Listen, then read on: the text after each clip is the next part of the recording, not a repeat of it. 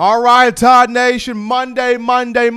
You are rocking and rolling on the hottest show on the streets. Number one form for Crimson Tide football news, notes, information in my own words with yours truly, Stephen Smith of Touchdown Alabama Magazine. And we appreciate every last one of you for lighting the phone lines up, lighting the YouTube chat line up, bringing your thoughts, your concerns, your questions. Tide Nation, it is you. You make football what it is. You make the program what it is. We appreciate you guys for letting your voice be heard here on the show. As always, be sure to give a thumbs up, give a like on the show, and hit that subscribe button. Turn all of those notifications on. That way you can have the best analysis on your Crimson Tide. But we're going to look at, especially if we can have this college football season, the SEC, in full fight for it, we're going to go into or continue the conversation of, Alabama players that are standing out.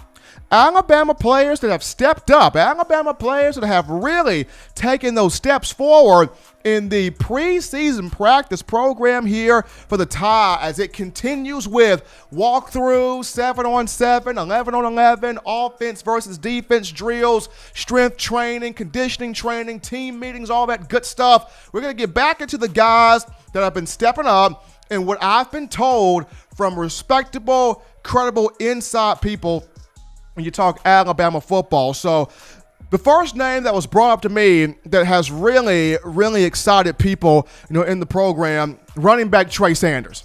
Running back Trey Sanders has been cutting up in the preseason practice program. What I've heard is, Stephen, it's not just his ability to run in between the tackles. It's not just the power, Stephen. It's the speed. It's the vision to bounce plays outside. It's the pass catching ability out the backfield. He can do so many things, Stephen. He is so diverse. He is so versatile. And I remember my NFL comp for Trey Sanders was Ezekiel Elliott / Alvin Kamara. He's got the body type of Zeke Elliott, but he's got the playmaking abilities of one Alvin Kamara. And while Alabama is going to look to play both Brian Robinson Jr. and Trey Sanders this year, both will play, both have versatility, both have diversity in their game. But when you talk to players within the program, and myself discussing this with well-acquainted, well-immersed people inside the program, there's just you can't turn your face from Trey Sanders. You can't look away from Trey Sanders. You can't take your finger off Trey Sanders. There is something about this guy. Alabama's got to have him on the field. Got to put him on the field. He, with Najee Harris, you're talking about a bona fide 1-2 punch in the backfield for the SEC in terms of this Crimson Tide program, and having those two together, it would be like Glenn Coffey and Mark Ingram was. It would be like Ingram, Trent Richardson. It would be like, TJ Yeldon, Derrick Henry. It would be like those backfields in years past where one guy really complemented the other extremely well. So the first guy that people excited about, have been talking to me about, Trey Sanders, got to get him on the field. The next tandem of guys that have really done well here in the practice program, the duo of Mac Jones and Landon Dickerson. Mac Jones is now officially 6'3", 215 pounds. For the longest of time, he was listed at 6'2", 205 according to RollTide.com. Mac 10, the semi-automatic assault rifle, he is now 6'3", 215 pounds. He's grown an inch, and he's got the size now of a prototypical quarterback. What I've heard, Mac Jones, first guy in the facility, last guy to leave. He has been helping out with Bryce Young and Paul Tyson, getting them to understand the system even more. But Mac Jones, the leader on offense, he is one of the two offensive leaders. He's been vocal. He's been speaking. He's been doing it with his play. He's been doing it with his reads, with his throws, with his progressions, with him spending time with these wide receivers. Mac Jones is QB1.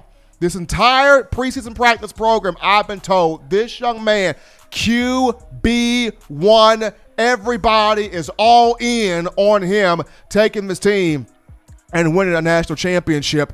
in terms of Landon Dickerson, he's been the biggest vocal leader on the offensive line. And I've mentioned this before. Alabama fans, y'all have had no issues with Landon Dickerson. You love his size, 6'6", 306 pounds. You love his tenacity. You love his physicality. You love his toughness. You love his work ethic. You love his ability to not allow people to out-hustle him. The only issue with Dickerson was, there were times where he would get into kind of a little bit of a scuffle or two after the end of the whistle. If he, pipes that down a little bit, you're fine with him. But overall, I kind of had the idea that Dickerson would be the leader in that room in terms of the offensive line, just due to, this young man, he wants it. And he wants it more than anybody and everybody else. He's gotten the speed down, working with Coach, Dr. Matt Ray. He's already a guy that wants to get his hands on you and move you off the football. So Mac Jones, Landon Dickerson, the two leaders offensively in this practice program. The next wave of guys that have been impressive, how about the duo on defense of Dylan Moses and Christian Barmore? Dylan Moses has been a stud throughout the program. Everybody pretty much knows it. People already have kind of figured that out. He's been the guy that's been the communications leader throughout the time here in this program. But when I heard about Christian Barmore, I heard, this is what one source in particular told me. He said, Steven, do you want to know the definition of a bad man? Do you want to really know the definition of a bad man? It's Christian Barmore. He said, dude, people compare him to A'Shawn Robinson and Quentin Williams. He's got more burst than Quentin. He's got more edge than A'Shawn. Christian Barmore has an edge to him. I've never seen this before. When the ball is snapped, he is busting through the line every single time, laying guys on their face. I've been told, Steven, the SEC is not going to be able to contain this man.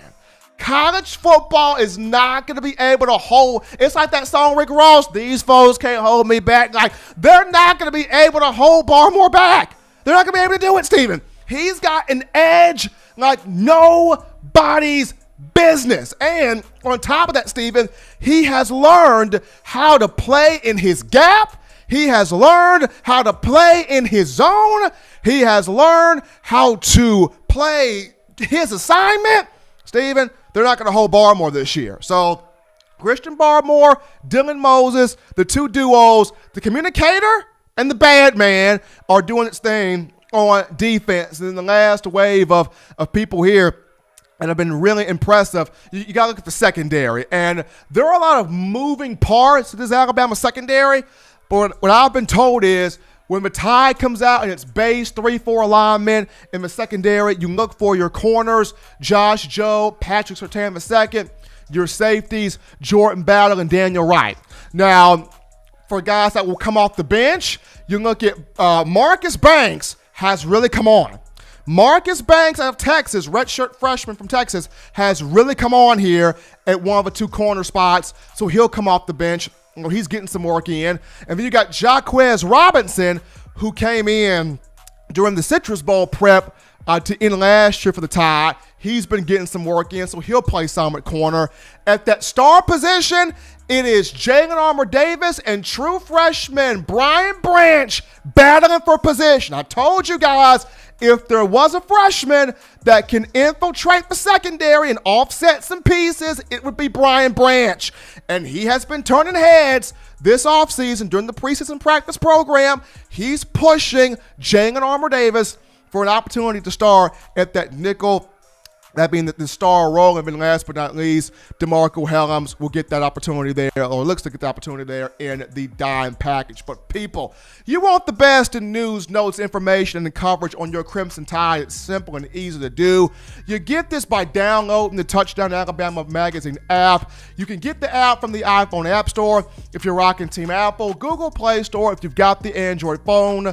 For your audio listening needs, we have you on Spotify, Stitcher, Spreaker, iTunes, iTunes, Apple Podcasts, Google Play, TuneIn Radio, Overcast.fm, or iHeartRadio. We have you covered. If the good and gracious Lord sees fit, I'll be back on Wednesday, continuing the conversation that is Tide football. As always, Bama fans, be sure to subscribe to Touchdown Alabama Magazine. You go to touchdownalabama.com, click join, be a part of our family, our community, as we're breaking down Tide football from all angles. Just $5.95 a month. You get the latest in Tide information. You get the annual print magazine. You get the most exceptional recruiting news from our own Justin Smith. What are you waiting for? Go to touchdownalabama.com, click join, be a part of the family. Also, you can purchase individual copies of Touchdown Alabama Magazine, have those sent to your door. Link will be found in the description. But until next time, folks, husbands love your wives. Wives appreciate, value those husbands. Children, be sure to do those things legitimately now to not be bored. Get you those 3 hearty meals a day, those 3 great laughs a day. Protect yourself, protect the loved ones around you. Until next time, folks, spit in my own words.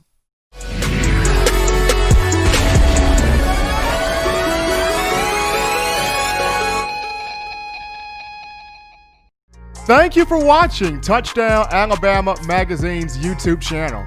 To continue to get the best in Alabama football content, subscribe here and turn on your notifications to stay connected with the hottest shows covering your Crimson Tide.